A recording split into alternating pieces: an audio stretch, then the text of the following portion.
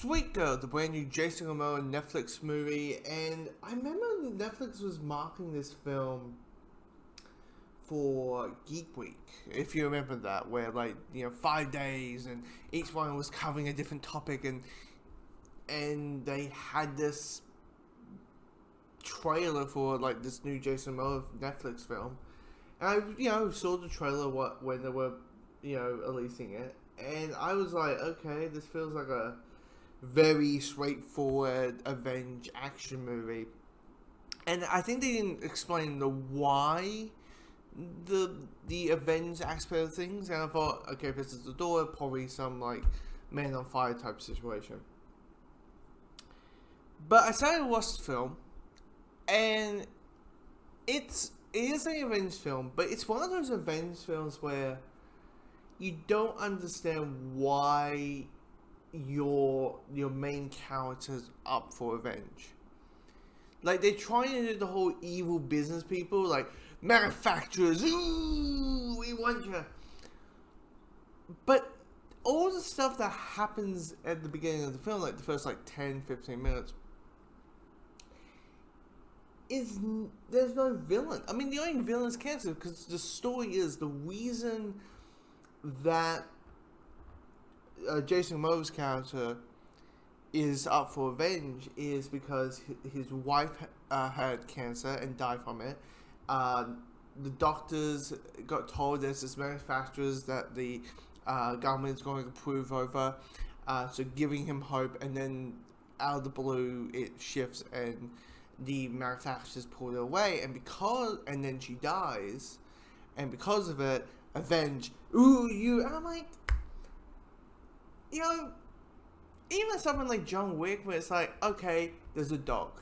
You kill the dog, go get these guys. Punisher, you kill his family, go get these guys. We understand the pain and the thing, and I'm like, I get you're grieving, dude, but the whole time I'm like, it's not their fault. It's not their fault. It's bloody cancer's fault that your wife died. It wasn't because of them. And so the whole Avenge side of things, and the whole we're on the run, and while the FBI is chasing us, we're going to find out who's responsible for it. I'm like, the journey of it felt pointless. It felt meaningless. Felt illogical out for the movie.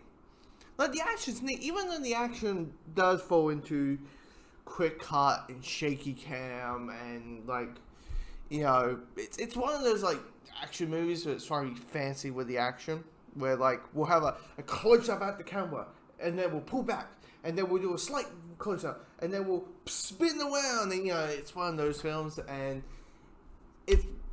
I'm like, dude, just have a wide shot so we can see the action.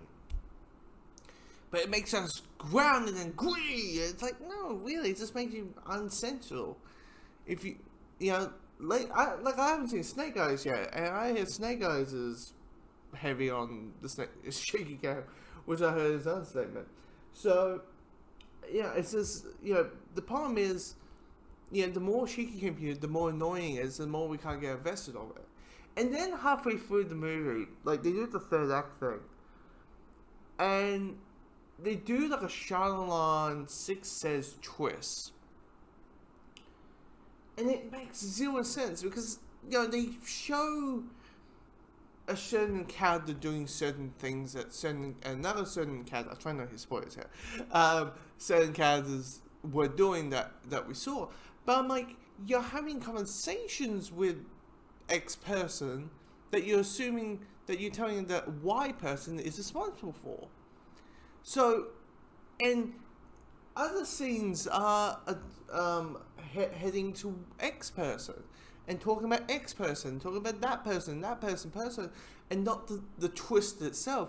So to the point that the big twist, the big what twist moment doesn't really work. In a way, it doesn't work because you have all these scenes, not action scenes, but all these other scenes that contradict each other. I mean, there's some bits that felt very logical, like, you know, do this and call the police and call these people and call that person and call, the FBI feels very smart and intelligent in that way. The performances are pretty well done. It's, here's the thing, I would be sure this is a movie that a lot of people like on a rainy afternoon, or if you're in lockdown and looking at New South Wales, I'm looking at you, and you're like, God damn it, there's nothing to watch. What can we watch? Well, here's a nearly 2-hour revenge film, and that's basically what it is. It's nothing special. There's nothing on that level that will, like, it's no Irishman, that whole thing. It's just like, the thing about Netflix movies, like, TV, they know how to do it. Like, they might be the second best, like, no, you probably have HBO and then it's Netflix and probably FX or something that make quality TV. And, not all of them are going to be hits, naturally, but they know how, they have a really well track record to making really good TV. Their movies are like, every 10 there's like one that is at least good. And this whole thing of like, we'll put 52, we'll do like a movie per week. So, a movie per week. It kind of feels like choosing quantity over quality, and I'm like, guys, it's quality. It's the classic. Make quality content, people will come. And, yes, they're having a Russo Brothers movie, I guess next year.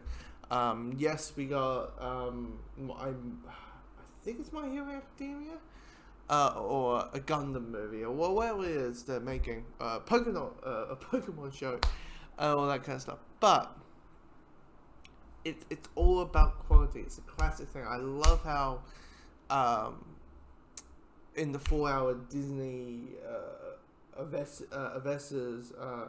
Day, where Bob Iger said we are choosing quality over quantity, and for me, I'm like, that's where to go. If you use quantity over quality, it suffers your reputation of your movies are going to suck, and you don't want that.